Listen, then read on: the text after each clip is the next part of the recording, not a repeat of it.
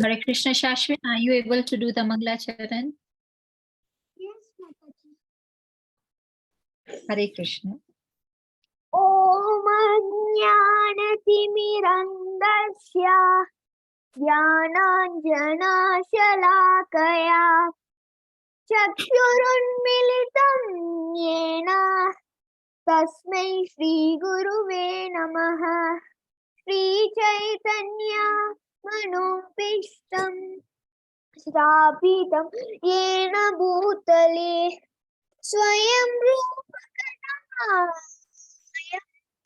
Dadanti Swapadantikam Vandeham Shri Guru Shri Yutapatakamalam Shri Gurun Vaishnavam Shya Shri Rupam Sagrajadam Sahagana Raghunathanvitam Tam Sajivam Satvaitam Swavadudam Parijana Saitam Krishna Chaitanya Devam Shri Radha Krishna Padan Sahagana Lalita Shri Vishakhanvitamscha He Krishna Karuna Sindhu Deenabandho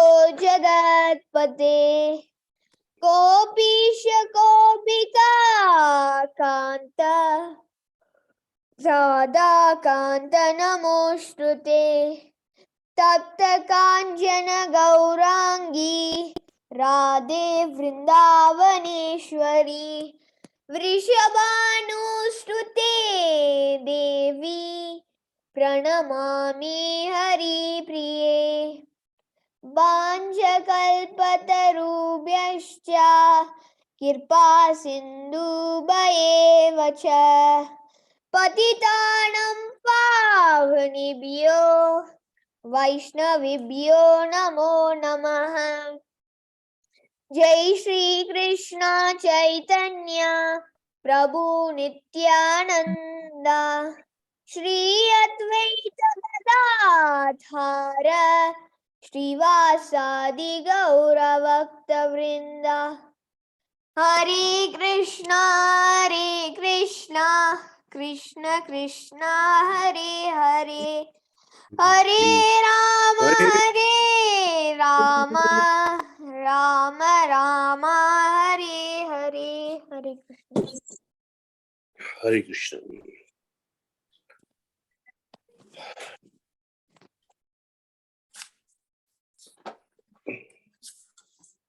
Hare Krishna. Hare Krishna. Thank you, Shashwin, for the wonderful Mangalacharan. Hare Krishna Prabhuji, Dandavat Pranam. Please accept our humble obeisances on behalf of everybody who has joined the group and are about to join. Prabhuji, we are reading the Srimad Bhagavatam. We are on Canto 1, Chapter 10, and the text for today is text 20. Chapter 10 is the departure of Lord Krishna for Dwarka. Prabhuji, I hand over to you, and my internet is a little unstable, Prabhuji, so it will take me out and in. So please forgive me, but I'm No here all problem. the time. I'll start. Narayan Namaskrityam Naranchaiva Naruttamam Devim Saraswatim Vyasam Tato Jayamudiriyet Nashtaprayeshva Bhadreshu Nityam Bhagavata Sevya Bhagavate Shloki Bhakti Bhaktina Shtaki. Reading from first canto, chapter 10, verse number 20. Anyon Yam Ashit Sanjalpa Uttama Shloka Chetasam Kaurendra Pura Strinam Sarvashruti Manohara. Translation and purport by His Divine Grace, Sri Bhaktivedanta Swami Srila Prabhupada Ki Jai.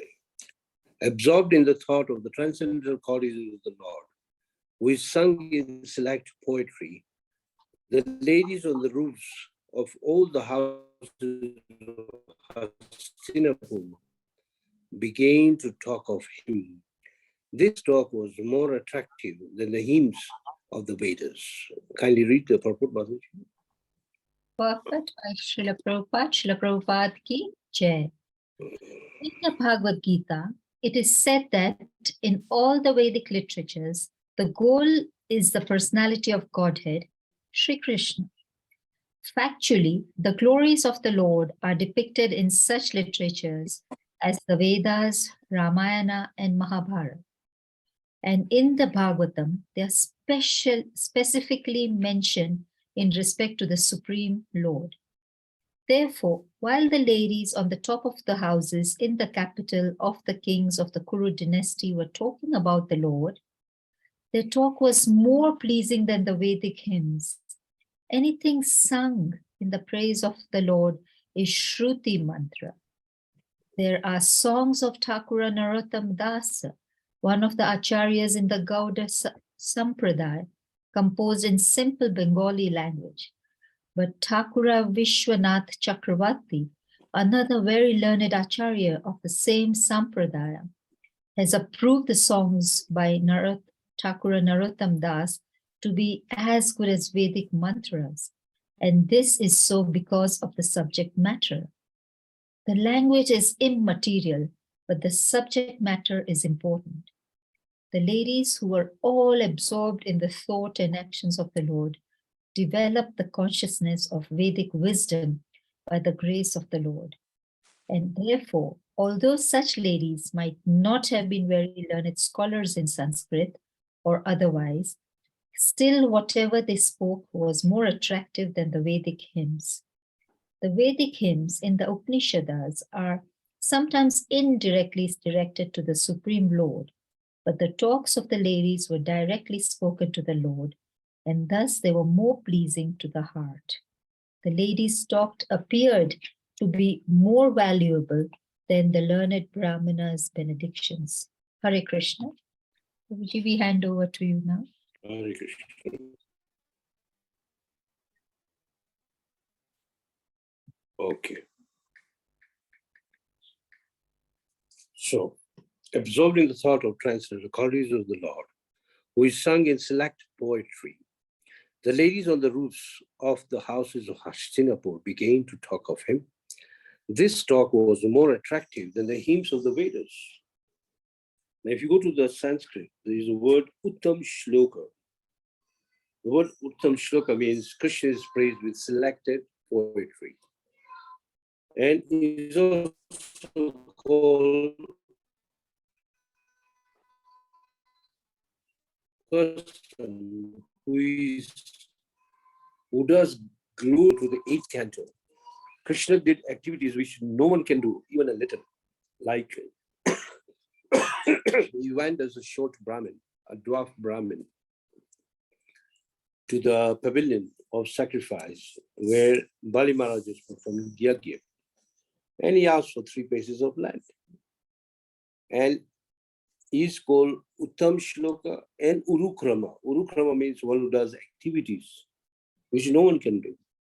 And in the first piece, he covered the entire material creation. In the second piece, he covered even the heavenly planets. And he has no place to put the third foot.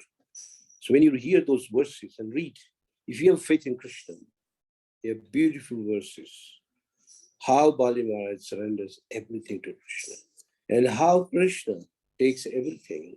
Prabhupada gives an example. If you go to India and if you want to worship the river Ganges or the Ganga, you have to take the water from the Ganga and return it to Ganga. Now, you're not going to decrease the volume of Ganga or you're increasing the volume of Ganga because Ganga is Ganga itself. Blessed. There are 3 aspects of Ganga. One is that when Vamandev touched Ganga, touched the heavenly planets, the water started trickling down. That's the first one. When the feet of Vamandev was washed, it also became Ganga. And the Lord's coming, the water washing the feet of Vishnu makes river Ganga. So 3 aspects have to be understood. So Krishna is called Uttama Shloka, beautiful verses. Earlier we had done the prayers of Kunti. And though she is a simple woman, but a pure devotee of Krishna, though the words were very simple compared to the Vedic hymns, they were more sweeter, so sweeter, that each prayer, if you know a bit of Sanskrit, you actually enjoy those prayers. In the similar way, in this particular verse, first of all, we should know that of all the Vedas, Krishna is to be known. The famous verse of the 15th chapter, Sarvasya chaham hridishani vishto mathasmriti jnanam apohanam cha Vedesya sarvamahameva vedyo vedanta krit vedvida eva chaham. Of all the Vedas, he says in the second line, I am to be known. So it is Krishna who reveals himself to his devotee, whom he finds devoted to him. Not everyone can understand the glories of Krishna. So it is he who actually makes you speak. In the Chaitanya Charitamrita, there is a conversation between Chaitanya Mahaprabhu and Ramananda Rai. And there are some questions asked by Mahaprabhu to Ramananda Rai, which Ramananda Rai actually cannot answer. But he was able to answer. How? Because Chaitanya Mahaprabhu sat in the heart of Ramananda Rai. And he was able to speak very confidential matters, which is beyond one's imagination. And each time as he was questioned, Mahaprabhu would say, Kaho aage. Kaho aage means go further. Further means go deeper, deeper, deeper. And in that section, he goes to the level of the highest love of Krishna, the affairs between Radha and Krishna. Until Ramananda Rai says, I'm just a puppet. You're making me to speak. I don't know where am I getting all this material from. And he gets defeated, literally defeated. And that is the time we actually get grace of Krishna. When we realize that it is not our brain, or it's not our talent, it's not our intelligence. It is he who makes us speak those perfect sentences, perfect poetry, perfect prose. All this is done by Krishna. Another example is Dhruva Maharaj. He's just a 5-year-old boy. And when the Lord appeared in front of him as Prashini Garbha, it's the Lord Vishnu's form. And Dhruva had nothing to speak. The mouth just kept quiet. And Krishna told him to speak. Now to open his mouth, Krishna had to touch the conch shell on his head. And as soon as that conch shell touched the head of Dhruva, from his mouth came out words which even the sages cannot imagine. A 5-year-old boy. So in this particular section, we find that the glories of the Lord are written everywhere. In the Vedas, Ramayana, Mahabharata, all this contains beautiful prayers. As you read them, understand them, then your heart actually melts. And if your heart melts, it means you're the right person. And if it doesn't melt, it means your heart is still steel framed. There's something wrong with you. And when you hear those prayers, actually you feel a sensation going in your heart. And even your hairs on the hand, they raise. You get goosebumps. Some of these prayers, beautiful prayers. In all Vedas, including Ramayana, prayers offered by Bharat, so beautiful. Prayers offered by Shabri, prayers offered by other sages in the Ramayana, throughout Ramayana, all glorified Lord Ramachandra. And in Mahabharata. And Bhagavatam is full of prayers. After every section, you find a whole chapter of prayers. Every section. Anybody recalls who spoke the first prayers in the Bhagavatam? Anybody recalls? We already done it.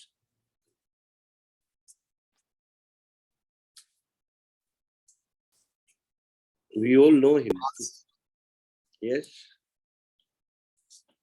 Somebody is trying to answer.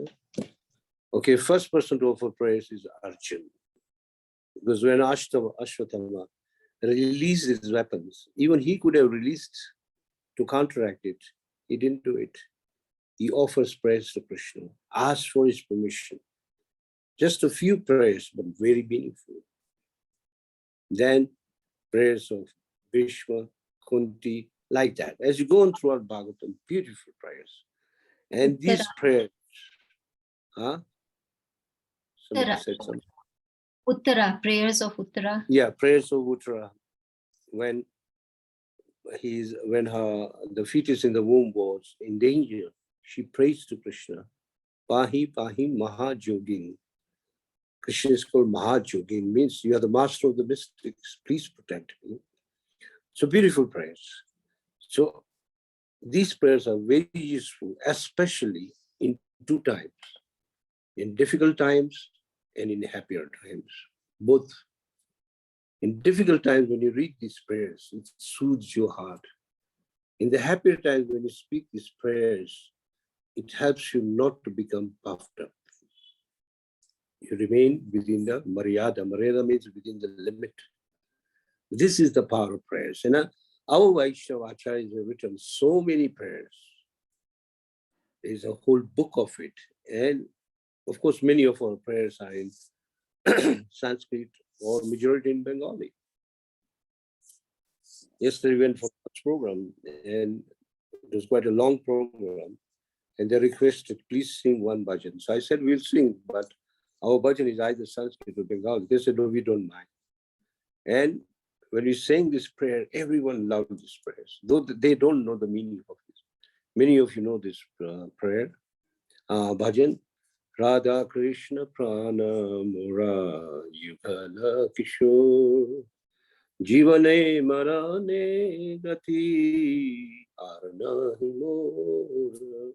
The words are so attractive, beautiful prayer. So these prayers actually glorify Krishna. The whole Bhagavatam is meant to glorify Krishna, right from the beginning till the end.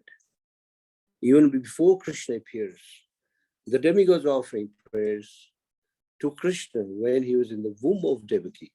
And you should hear those prayers. They contain so much knowledge. And if you study those prayers, you can know the whole Vedas very easily.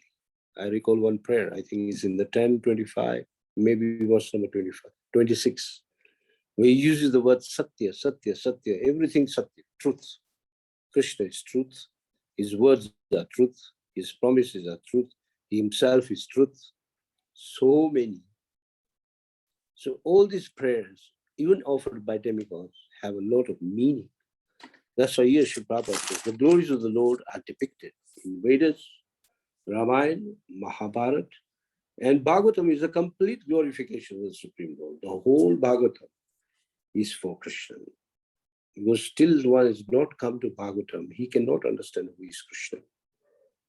And if you come to Bhagavatam, Bhagavatam itself is none different from Krishna. For example, I am holding a Bhagavatam here. It is none different from Krishna. It is Krishna in front of me. Those who are not devotees may see it to be another book, but it's not a book actually. It is Krishna. Because you only absorb what Krishna wants you to absorb. And it is all depends on how much surrendered you are and how much, you are in need of Krishna. Ye yathamam prapadyante tham tathaiva pachamyaham. In the 4th chapter of our Gita, this verse appears, I think it's in the 4th chapter, 4:11, 4:12, something like that. And it says, as you surrender to me, I reward you accordingly. So it all depends how much we need Krishna. It's not that how much Krishna needs us. It depends how much we are in need. So he fulfill our needs. And as we progress, even he will come. Prabhupada explains in a lecture, you take only one step, and Krishna will take 100 steps towards you. He's much faster than us. And if you take 2 steps, you take 200 steps. This is the way one should have this understanding that none of your prayers will ever go in vain. Just recall your younger days. If you're born in a good family, one of the first spiritual masters is your own mother. And she must have taught you some prayers. And Generally, mothers will tell you very simple prayers, but they have a lot of meaning. I mean, those born in Gujarati families, and even in the most Indian families, simple prayers like Tameva Mata Pita Tameva. Prabhupada explains this prayer actually means Krishna. Tameva Mata Pita Tameva. Tameva Tame ho bandhu sakha tabe ho. I forget the whole prayer now. That prayer, Dravivam Tameho, Tama Mama Deva Veva. Now, in those days, we don't know the meaning, but now if you go to the meaning, it means Krishna. The whole prayer is for Krishna. I remember first day when I went to primary school, first day, it was way back in 62, imagine, 61, 62, really young, and not very far from our house, and very next compound to our school was another Krishna temple. It is still there in Nairobi. So I asked my mother, what prayer do you speak? He says, if you don't know, just say Krishna. In Gujarati, it says, if you translate, it says, "Oh Krishna, oh Radha, oh Krishna, you are mine and I am yours." Just simple words taught by the mother. Then as I grew a little older, then she taught me two more lines. Krishna Kanaya, Bansi Bajaya, Para Lagaya. I didn't know the meaning, but after years, I wrote it down and I asked the meaning. It is, everything is in those three lines. Everything is included in those three lines. So generally mothers teach you how to pray to Krishna if you're born, at least in a good family. So prayers are very, very important. So here in this, the theme of this purport is the ladies on the top of the rooftops. All of these are known as Kaurava Indriya, means these are all Kuru ladies, ladies of Hastinapur. And they all loved Krishna. And the prayers they were speaking, they were not actually prayers, they were actually glorifying Krishna. It means they were praying, but in their own languages. And this prayers was spoken on the rooftops because in our Vedic culture, the ladies don't observe men coming close. They observe from the far, either from the top of the rooftop or from the veranda. In Hindi or in Sanskrit, it's called Jarokha. Jarokha means even if you go to, a lady can stand there and watch out. You may not see her, but she will see you. This is our Vedic etiquette. How they spoke prayers which was more pleasing than the Vedic hymns. The Vedic hymns are very accurate and they have a perfect poetry, prose, grammar. But these ladies didn't know all those things. They were just frank, innocent prayers. And these were more pleasing than the Vedic hymns. Going back to Srimad Bhagavatam or Krishna book, if you have read, we find that incident in which the Gopas, so the cowherd boys, were hungry and they went to Krishna. We are very hungry, so just go to the Brahmins who are performing yajna there. I think I have told you, but I'm telling you again. Now the Brahmins did not pay any heed. So he said, okay, go to the wives of the Brahmins, because Krishna knew that the wives were more sincere. These are more or less like Smartha Brahmins. Smartha Brahmins means interested in rituals. They do not, though they know behind rituals is nothing but Krishna, but at that time, because they were engaged in rituals, they didn't care. It's just like you're offering prayers in your altar. Let's say you're offering prayers. You're taking a plate. Maybe you're offering 2 to 3 items, like those who stay outside the temple. They don't cook a big variety, very simple, maybe sabji, rice, dal, maybe one sweet, some water, or maybe some chash, and you offer to the Lord. And imagine you're offered, you've spoken the prayers, you remove the flute, you've spoken the mantras. At that time, Krishna actually comes in a person. So you can't tell Krishna, go away, the Lord is eating. Because the Lord is already in front of you. So that's foolishness. And that is what Brahmins did. That Krishna Balrama had personally came there to accept the offerings but they were so foolish, engaged in their rituals. They didn't care. But the Brahmin's wife, they knew who is Krishna and who is Balaram. They knew he is Narayan and he is Krish.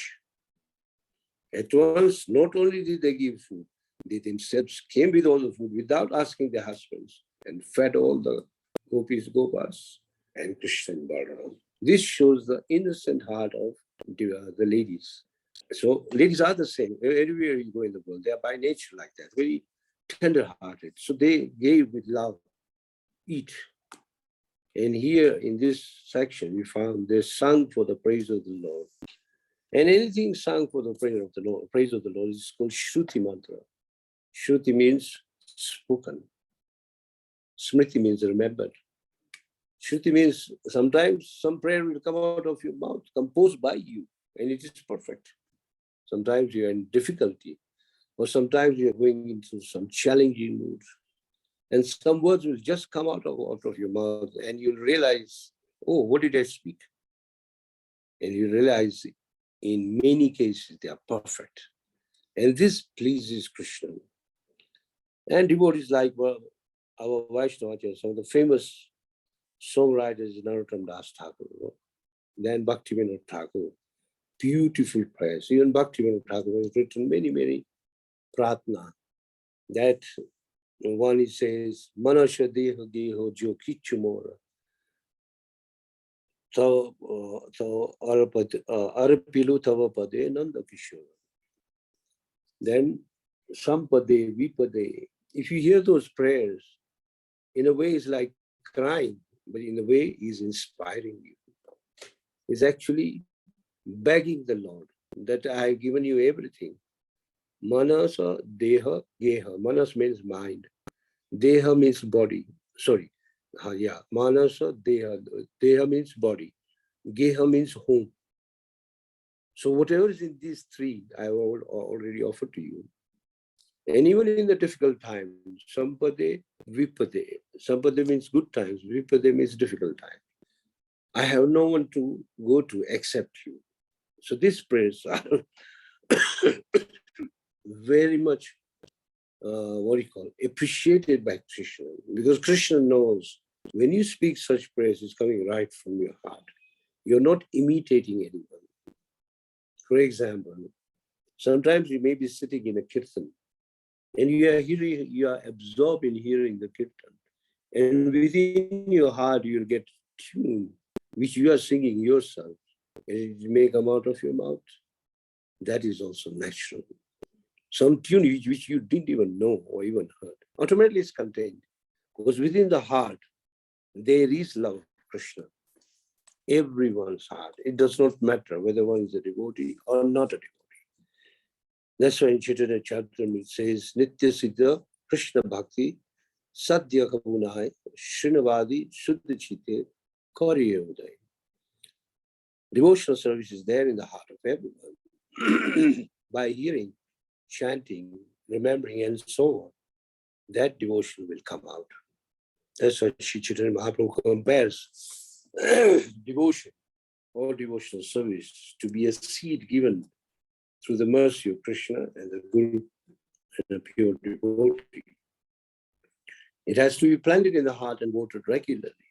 And the creeper is a tender creeper, it's not a tree. A tender creeper will come out like the money plant.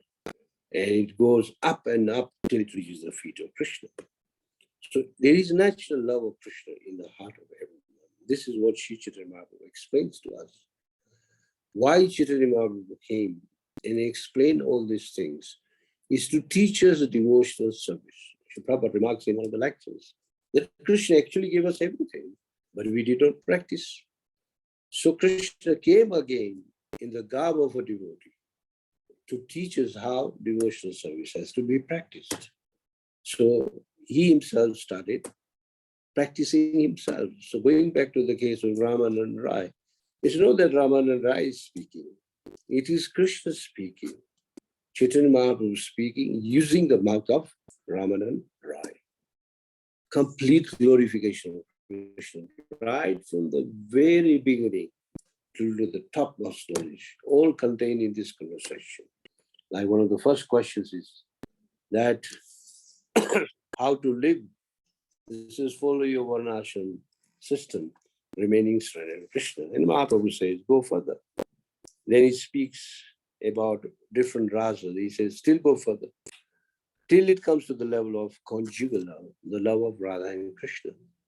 Mahaprabhu says, go on, go on, go on.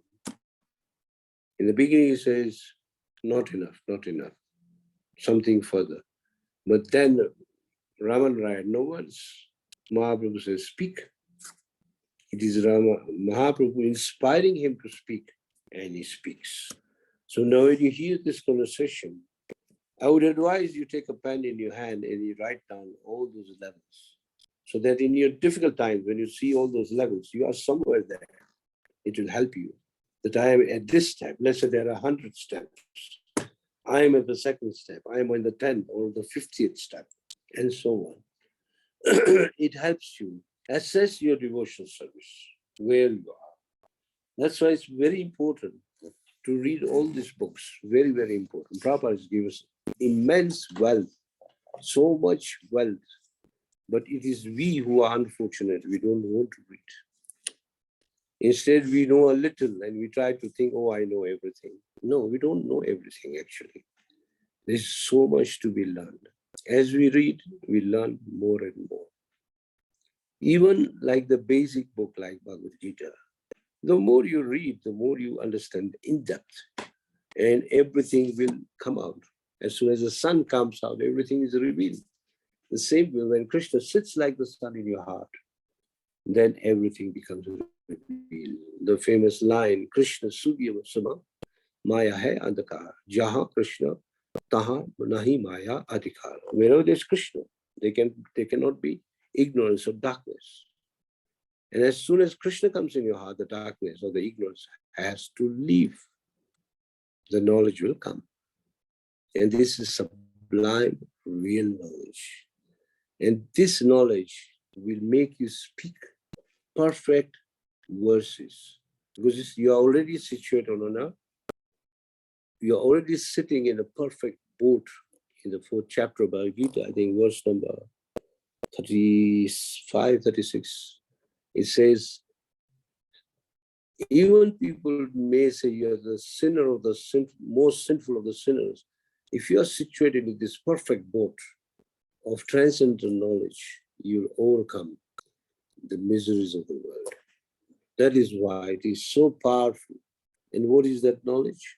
Is know our relationship with Krishna, which by the help of the Guru, we'll actually understand our relationship with Krishna.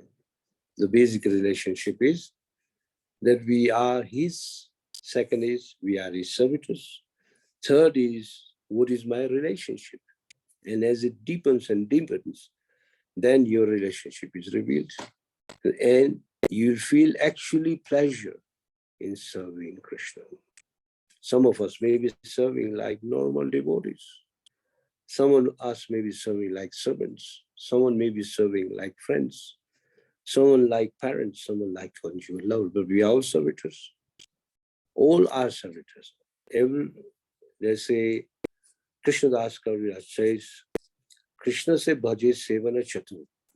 Chatur means very intelligent. Only an intelligent person can become a devotee of Krishna, which is not easy. So here we find that the ladies who were offering their prayers and speaking amongst each other were completely absorbed in the thoughts of the Lord. They may not be knowing, they were not Sanskrit scholars, but by the grace of the Lord, their talks were more attractive than Vedic hymns. And Krishna, though down, he could hear, because Krishna is in the heart of everyone. And he can understand what you are saying.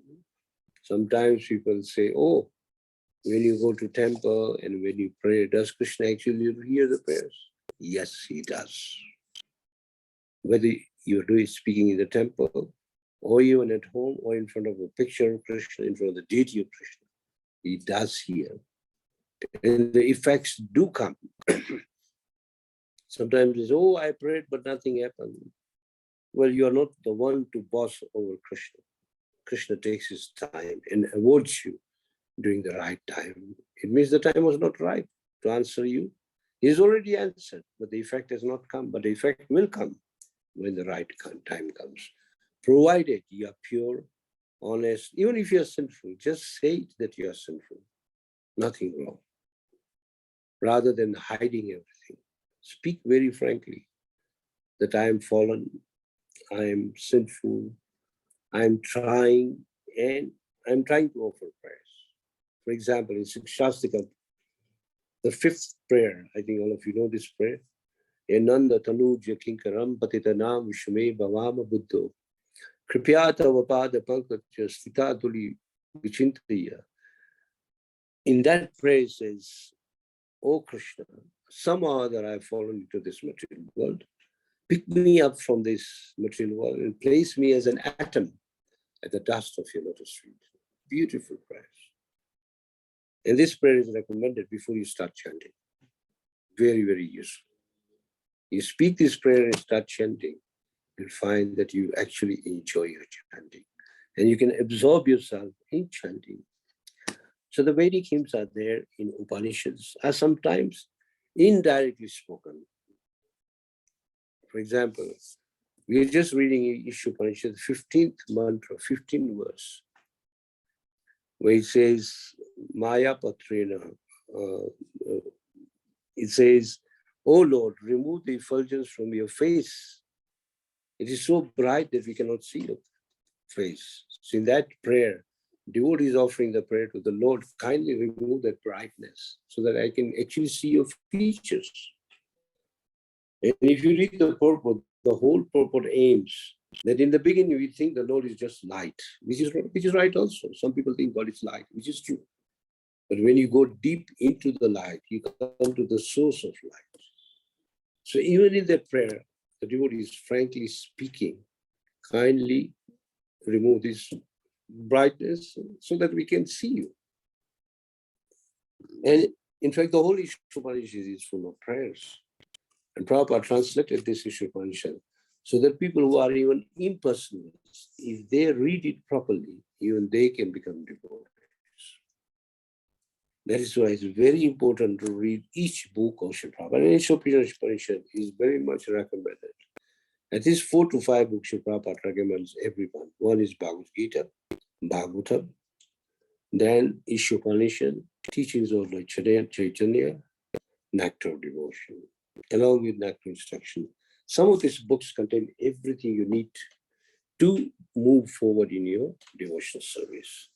So it says that sometimes in Isha Upanishad, he may say it indirectly, or I can speak a prayer again earlier spoken in Isha Upanishad. He says, the Lord, when he runs, he can overtake all of us in running. And the Lord runs at a speed which is beyond our imagination. And the Prabhupada gives the example of Prahlad. The Prahlad is about to be killed by Hiranyakashipu. So how fast Krishna must have run to reach Prahlad from Vaikuntha. Imagine he's in Vaikuntha. Calculate with your calculator the speed. Billions and billion times per second, we can say. That is the speed of Krishna. He came to rescue Prahlad. So when you read this prayer, they are written indirectly, but it still means Krishna. His hands move everywhere. His legs move everywhere. He can see everything. He can penetrate within your heart. So in that way, the prayers may seem to be impersonal, but actually, behind that impersonal is personal. So as you penetrate the light, you go deeper and you see Krishna. So here Srila Prabhupada also explains that while speaking these prayers, the ladies, though they were on the rooftop, they were directly in connection to the Lord. And thus Lord was very pleased. It means they were very close. And as we go further, when the Lord enters into Dwarka, the ladies cannot go like in today's culture. You see that many husbands, they come to collect their wife, or the wife collects to collect the children at the airport, or maybe children meeting their father, they hug each other. But in the Vedic culture, it's very different. In Vedic culture, the child would be sent by the mother to go and hug the husband. Indirectly, it means that she is hugging Krishna. In the similar way, the ladies were actually coming close to Krishna by offering these prayers. So these prayers are so powerful, more valuable than the benedictions given by the Brahmanas. The Brahmanas give you benedictions which never go wrong. But these benedictions give you not just benedictions plus Krishna consciousness. There is love of Krishna in these benedictions, which is very, very important. For those who might have read or who have read this 8th canto where there is Bali Maharaj and Sukracharya going into a bit of an argument, then we find that Sukracharya tells not to give anything to this young boy, who is nothing than Vishnu. And Bali Maharaj gives a counter-argument that even if he's Vishnu, what is wrong? Everything is belonging to Vishnu. And how can I go wrong with my words? Especially to a Brahmin, to whom I have promised. And Sukracharya says, now get ready to lose everything. You'll see that if you give him everything, you lose everything. And it does happen like that. Bali Maharaj loses everything. Everything means not even a place or a land to stand. But in exchange, Krishna glorifies Bali Maharaj by actually punishing him, not giving him the third step. And later on, Krishna gives him a kingdom which is greater than even the heavens. It's called Sutal. It's down in the lower planetary system. And Krishna guards that planet. So all this you can read in the Bhagavatam, and beautiful prayers. One of the important parts of this section is, when should the spiritual master be rejected? If the spiritual master says, don't surrender to Krishna, then he can be rejected. Nothing wrong. Or don't give everything to Krishna, then such a spiritual master is not intelligent, is on a material platform.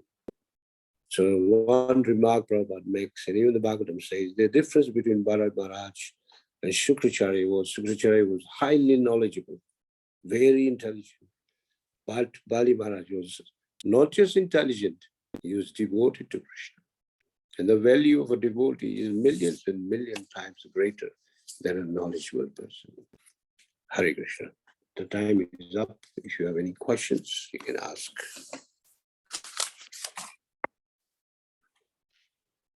Hare Krishna, are there any questions or comments?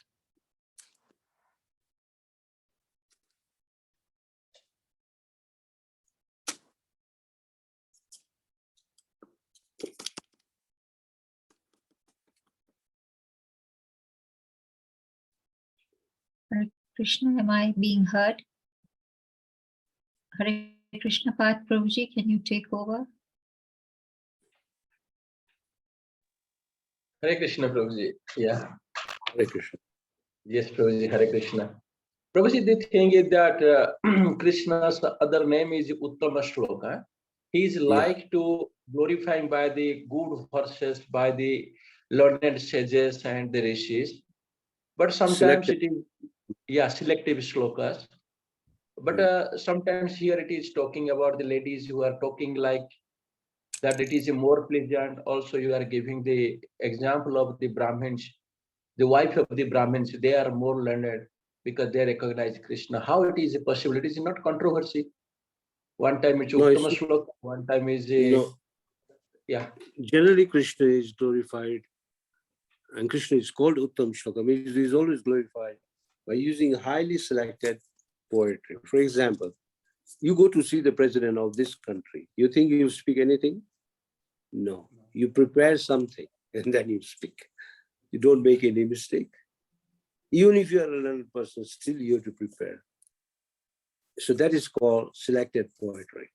But let's say the child of the president, or the brother or a wife of the president goes, they don't have to prepare. They'll just speak whatever is frankly meant to be spoken. You understand the meaning?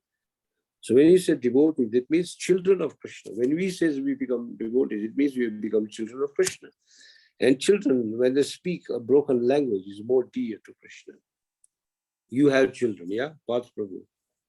You remember that when they were very small, maybe 1 year, 2 years, when they just started speaking, the language is so sweet. Though it is broken, but it is sweet. And people, every parent, and I mean every mother and father love that language. And they will not forget that language. I told my own son, you should record some of these sounds. You won't hear them again from your children. And it is true. In a similar way, when these ladies are speaking, they are not uttam shloka. They are not selected poetry. But whatever is coming out from deep within the heart. They are full of devotion. So whatever is spoken out of devotion not necessarily has to be very well composed now.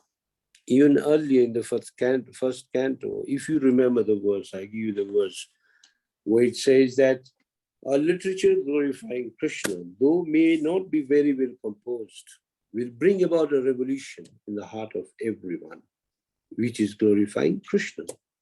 On the other hand, even a perfectly spoken grammar, but if it's not glorifying Krishna, it will not bring any good to anyone. You remember that verse? Yes. In the purport, I think the example is given of the crows and Swan. crows and the swan. Yes. Yeah? Yes. There are people who are like crows, and there are people are like crows. The crows will be found in garbage, the swans will be found in pure crystal clear waters. That's why in the highest level of sannyas, it's called Param Hamsha. Hamsha means swans. They're living on a different life. Sometimes people ask, why on your chariot you have marked swans, duck. Many people don't know. So for those who are here, they should know that on our rucks, on our chariot, or Jagannath, on the blue we paint white, swans, which is actually meaning one devotee, one sage. Each duck is each sage. All are offering prayers to Lord Jagannath. So there's a lot of meaning behind everything that is happening. Is it okay, Parth? Yes, It's not contradictory. It is not contradictory.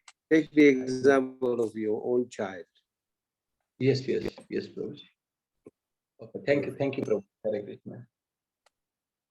So, is there any other questions or comments? If no question, we can conclude this session. I request all the devotee, please unmute yourself and chant Hare Krishna mantra for the glorification of His Rukma Prabhuji. Please join. Hare Krishna, Hare Krishna, Krishna, Krishna, Hare Hare, Hare Rama, Hare Rama, Ram Ram. Rama Rama, Hare Hare.